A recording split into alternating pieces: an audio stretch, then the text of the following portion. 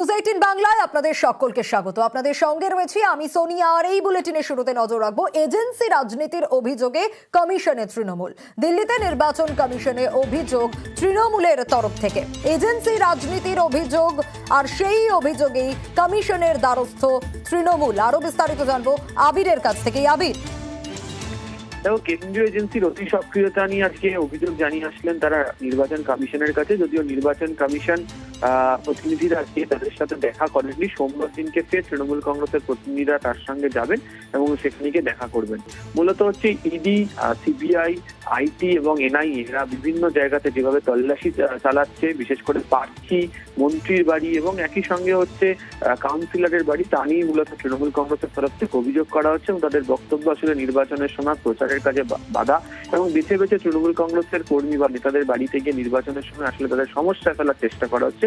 যেহেতু নির্বাচন কমিশনের নিয়ন্ত্রণভুক্ত এই মুহূর্তে গোটা বিষয়টি রয়েছে, রুল জারি করা রয়েছে, তাহলে এই পরিস্থিতিতে দাঁড়িয়ে যেন নির্বাচন কমিশনের তরফ থেকে যথাযথ পদক্ষেপ গ্রহণ করা, সেই কারণে তারা নির্বাচন কমিশনে গিয়েছে। ধন্যবাদ আবির।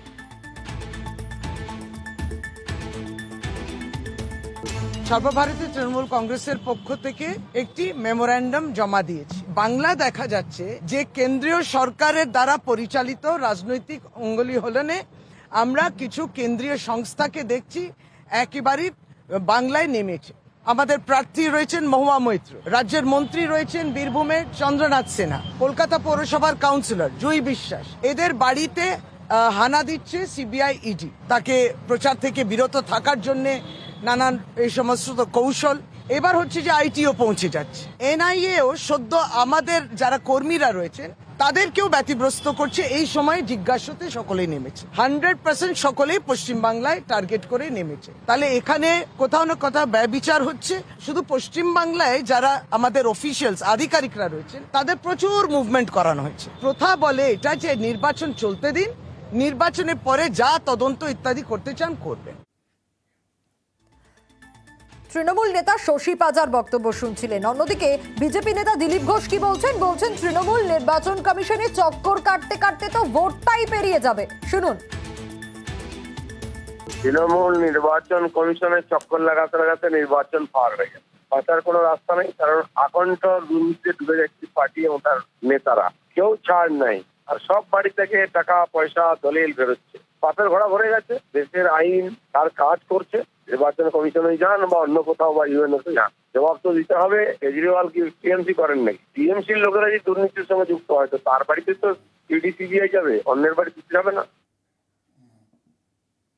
ভোটের প্রস্তুতিতে অভিষেকের বৈঠক, আর নজরে রয়েছে মহেশতলা, নজরে রয়েছে বজবজ।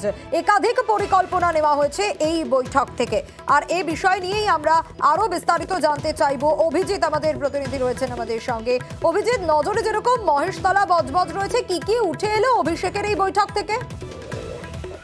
সোনিয়া, এখনো বৈঠক চলছে এবং গতকাল এবং তার আগের দিন অর্থাৎ গত পরশু দিন মোট 4টি বিধানসভা কেন্দ্রকে নিয়ে পর্যালোচনা হয় এবং আজকে মহেশতলা এবং বজবজ বিধানসভা কেন্দ্রের পর্যালোচনা। তার মধ্যে মহেশতলা বিধানসভা কেন্দ্রের পর্যালোচনা শেষ হয়ে গেছে এবং প্রায় ঘণ্টাখানেকের ওপর বজবজ বিধানসভা কেন্দ্র নিয়েও আলোচনা চলছে এবং প্রত্যেকটা জায়গাতেই অভিষেক বন্দ্যোপাধ্যায় তিনি এটা জানিয়েছেন যে কোনোভাবেই আত্মতুষ্টি নয়। গতবার ডায়মন্ড হারবার লোকসভা কেন্দ্র থেকে 3,20,000-এর ওপর ভোটে জিতেছিলেন অভিষেক বন্দ্যোপাধ্যায়, কিন্তু সেই মার্জিন বা ব্যবধান আরো বাড়াতে হবে, 4 লাখ ছাড়াতে হবে।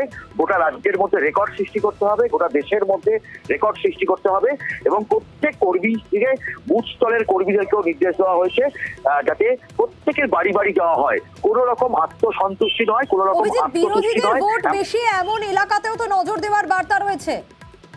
একদমই এখান থেকে অভিষেক বন্দ্যোপাধ্যায় যেটা জানিয়েছেন যে প্রত্যেক বিরোধী ভোটারদেরকেও বাড়ি যেতে হবে এবং সেখানে গিয়ে বলতে হবে যে বিজেপি কতটা বাংলা বিদ্বেষী এবং রাজ্যের শাসক দল তৃণমূল কংগ্রেস তারা কতটা বাংলার জন্য করছেন।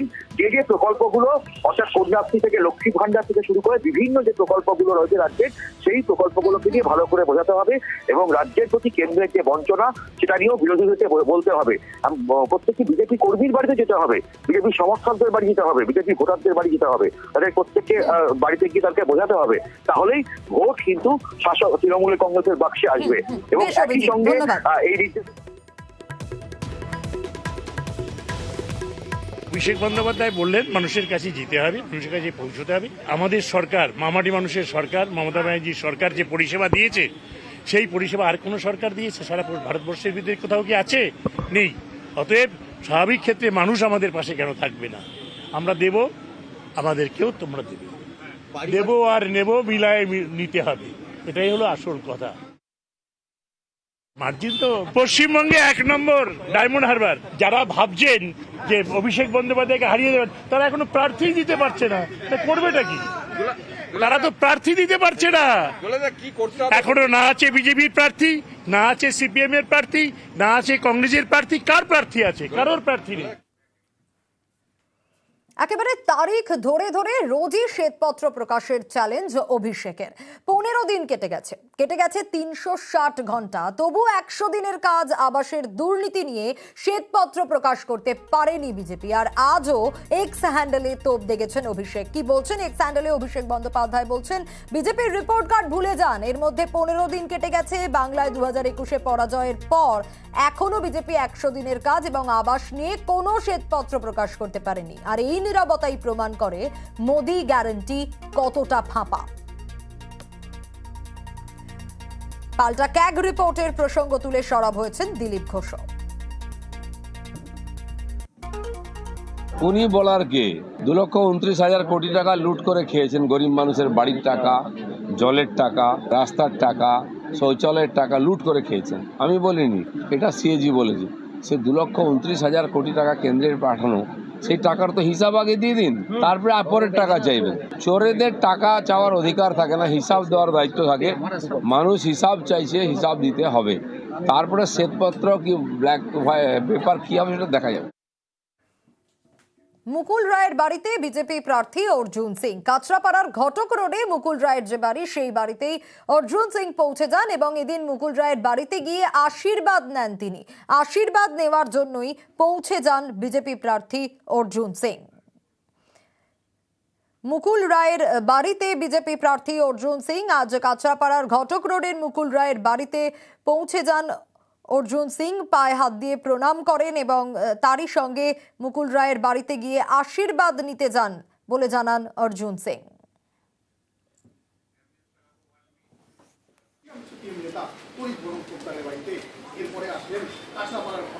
মুকুল বাবু শরীর ভালো আছে?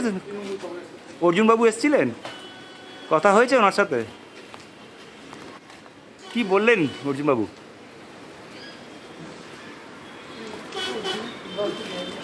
হ্যাঁ হ্যাঁ,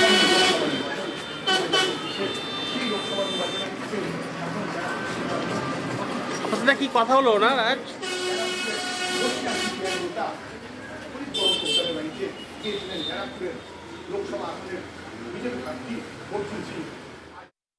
দেখুন, আমি আশীর্বাদ নিতে গিয়েছিলাম তরিতবাবুর কাছেও, আশীর্বাদ নিতে এসেছিলাম মুকুলদার কাছেও। আমি আশীর্বাদে মানে পাওয়া যোগ্য, কেন আমার সঙ্গে ওনার বহু পুরনো রিলেশন। আমি পার্সোনাল রিলেশনটাকে বেশি গুরুত্ব দিই রাজনীতি থেকে। ওনার আশীর্বাদ নিলাম, উনি আমাকে বিজয় ভব বললেন, উত্তরই পড়ালেন। এই জয় আমার নিশ্চিত আছে। কেমন দেখলেন মুকুলের শরীর কেমন আছে? মুকুলদার শরীর ভালো। আমাকে 1 সেকেন্ডের মধ্যে ঢুকলাম, তখনই বলে আয় অর্জুন আয়। আমার সঙ্গে বসে চায় খেলেন। শুভ্রাংশু আমার ছেলে মতন। শুভ্রাংশু রাজনীতিক ব্যাপার নেই, রাজনীতি আমি কোনো আলোচনাও করি। কয়েকদিন আগে পার্থভূমিক এসেছিল, সে আসতেই পারে, কেউ আসবে, একটা রাজনীতিক ব্যক্তি, দীর্ঘদিনের বয়স্ক সিনিয়র মানুষ, সবাই আসতে পারে।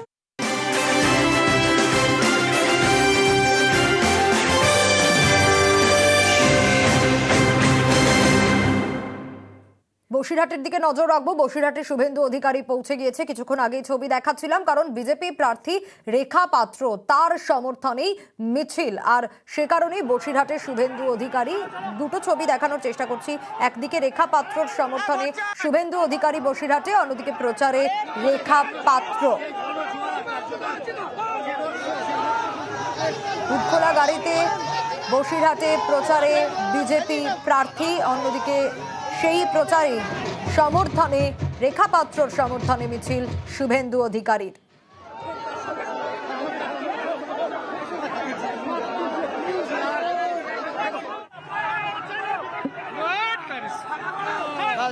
fine. বসিরহাট লোকসভা কেন্দ্র অত্যন্ত গুরুত্বপূর্ণ এবং বসিরহাটে শুভেন্দু অধিকারী তিনি পৌঁছে গিয়েছেন।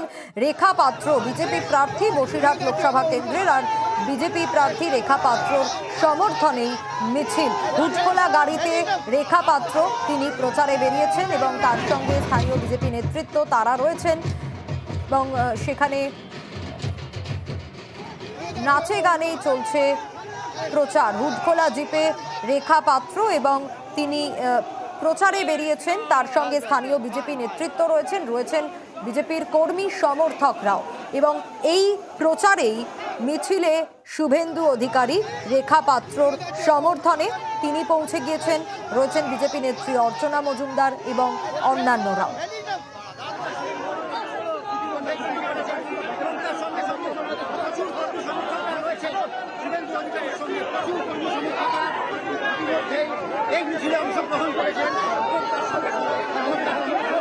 সেই ছবি আপনারা দেখছেন। বসিরহাটে শুভেন্দু অধিকারী তিনি পৌঁছে গিয়েছেন, বিজেপি নেত্রী অর্চনা মজুমদার তিনি রয়েছেন এবং অন্যান্যরাও রয়েছেন, সাথে অবশ্যই কর্মী সমর্থকরা রয়েছেন এবং হুটখোলা গাড়িতে রেখা পাত্র তিনি প্রচারে বেরিয়েছেন।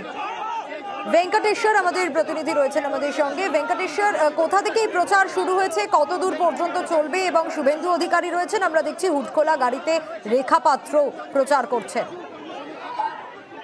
মৈত্র বাগান থেকে যে মিছিল, সেই মিছিল শুরু হয়েছে পদযাত্রা। সেখানে আমরা দেখতে পাচ্ছি বিরোধী দলের নেতা শুভেন্দু অধিকারী তিনি হেঁটে একেবারে তিনি পদযাত্রায় সামিল হয়েছেন। অন্যদিকে বসিরহাট লোকসভা কেন্দ্রে যিনি বিজেপি প্রার্থী রেখা পাত্র তিনি কিন্তু হুটখোলা জিপে তিনি রয়েছেন এবং রাস্তার দুপাশে দাঁড়িয়ে থাকা মানুষজনের উদ্দেশ্যে হাত নেড়ে হাত জোর করে তিনি ভাষণ করছেন এবং রেখা পাত্র যেহেতু অসুস্থ সেই কারণেই তিনি একেবারে পদযাত্রায় পায়ে পা না মিলিয়ে হুটখোলা জিপে দলীয় যারা নেতৃত্ব রয়েছেন তাদের সঙ্গে তিনি রয়েছেন প্রচারে।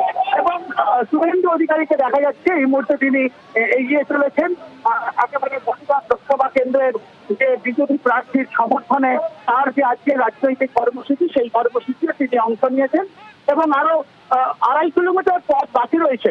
যেখান থেকে মিছিল শুরু হয়েছে সেখান থেকে 4 কিলোমিটার পথের এই পদযাত্রা এবং সেখানেই শুভেন্দু অধিকারী এবং অন্যান্য নেতৃত্ব তারা রয়েছেন। বিধায়ক সুব্রত ঠাকুর তিনি রয়েছেন, সাংগঠনিক জেলার যারা নেতৃত্ব কৃষ্ণেন্দু মুখোপাধ্যায় তাকেও আমরা দেখতে পাচ্ছি যে একেবারে মিছিলে পায়ে পা মিলিয়ে তিনি এগিয়ে চলেছেন এবং শুভেন্দু অধিকারী তিনি রাস্তার দাঁড়িয়ে থাকা দুপাশে মানুষজন যারা রয়েছেন তাদের সঙ্গেও জনসংযোগ করছেন এবং এই মুহূর্তে বাজার এলাকায় রয়েছেন, বাজারের যারা দোকানি রয়েছেন তাদের সঙ্গেও গিয়ে কথা বলছেন এবং রাস্তায় দাঁড়িয়ে থাকা মানুষজনের সঙ্গেও তিনি একেবারে জনসংযোগ করছেন। এবং শুভেন্দু অধিকারী কিছুক্ষণ আগেই যেটা জানিয়েছেন যে এবারে কিন্তু মূলত তাদের 2024-এর যে লোকসভা নির্বাচন মূলত দুটি ইস্যু সন্দেশখালী। একেবারে ভেঙ্কটেশ্বর, সেই ছবি আমরা দর্শকদের দেখাচ্ছি, ধন্যবাদ।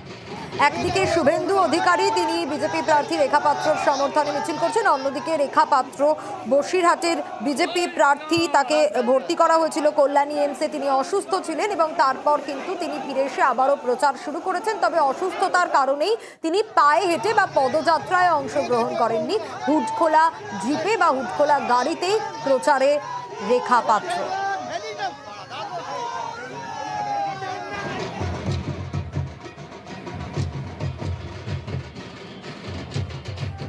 আর গলসির উচ্চগ্রামের ছবি এটা, বর্ধমান দুর্গাপুরের তৃণমূল প্রার্থী কীর্তি আজাদ গলসির উচ্চগ্রামে মাদল বাজিয়ে আদিবাসীদের সঙ্গে নাচতে দেখা গেল প্রার্থীকে। শুধু তাই নয়, এলাকায় জনসংযোগও করলেন তৃণমূল প্রার্থী। নাচে গানে চলছে জোর কদমে তৃণমূল প্রার্থীর প্রচার।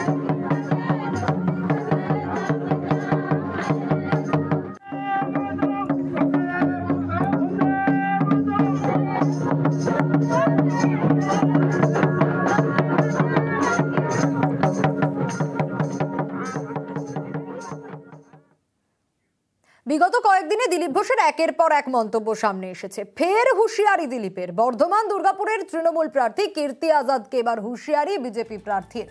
গলসিতে প্রচারে গিয়ে সন্ন্যাসে পাঠানোর হুঁশিয়ারি।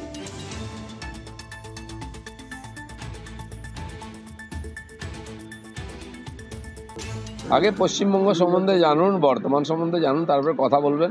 জবাব এই বর্তমানের মানুষ দিয়ে দেবে ওনাকে। উনি বলছেন 2,40,000 ভোটে জিতবেন। উনি জানেন গুনতে?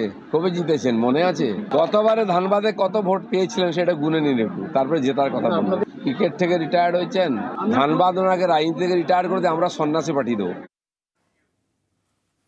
জোর কদমে নির্বাচনী প্রচারে কৃষ্ণনগর লোকসভা কেন্দ্রের তৃণমূল প্রার্থী মহুয়া মৈত্র। নাকাশিপাড়ার মুরাগাছা পঞ্চায়েত এলাকায় প্রচারে মহুয়া। মন্দিরে প্রণাম করে হুডখোলা জিপে কর্মী সমর্থকদের নিয়ে মুরাগাছা অঞ্চলের বিভিন্ন এলাকায় প্রচার সারলেন কৃষ্ণনগরের তৃণমূল প্রার্থী।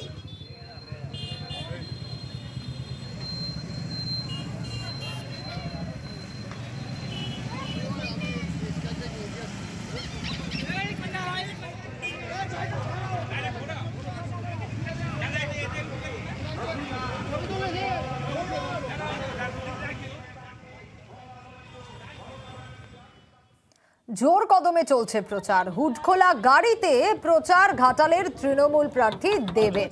ঘাটালের অজমনগর এলাকায় প্রচারে তৃণমূল প্রার্থী।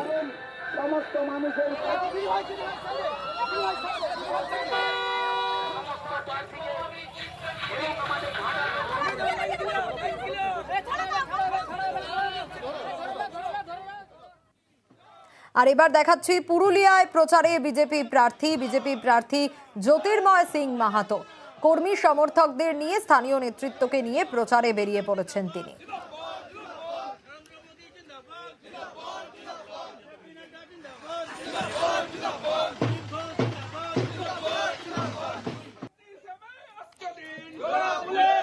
এবার পুরুলিয়ায় তৃণমূলের প্রচার। শান্তিরাম মাহাতো তিনিও সকাল সকাল প্রচারে বেরিয়ে পড়েছেন। জোর কদমে চলছে তৃণমূল প্রার্থী শান্তিরাম মাহাতোর প্রচার।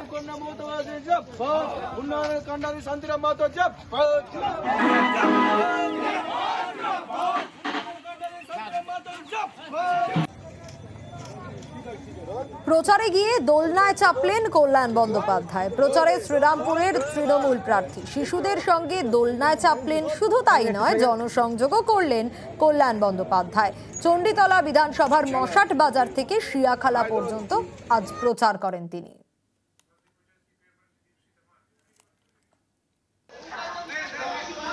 শ্রীরামপুরে সকাল থেকে প্রচারে সিপিআইএম প্রার্থী দীপশিতা ধর। উত্তরপাড়ার কলেজ মোড় থেকে তার প্রচার শুরু হয়। এরপর দলীয় কর্মীদের বাড়িতে গিয়ে গানও গাইলেন দীপশিতা।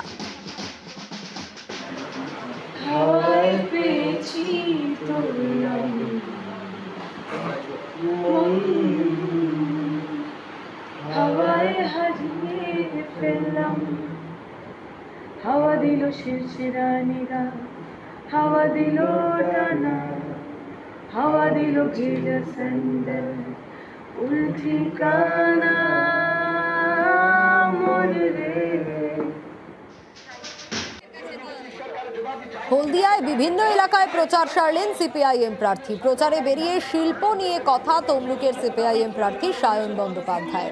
শিল্পের ক্ষতিতে তৃণমূলকেই কাঠগড়ায় দাঁড় করাচ্ছেন বাম প্রার্থী সায়ন।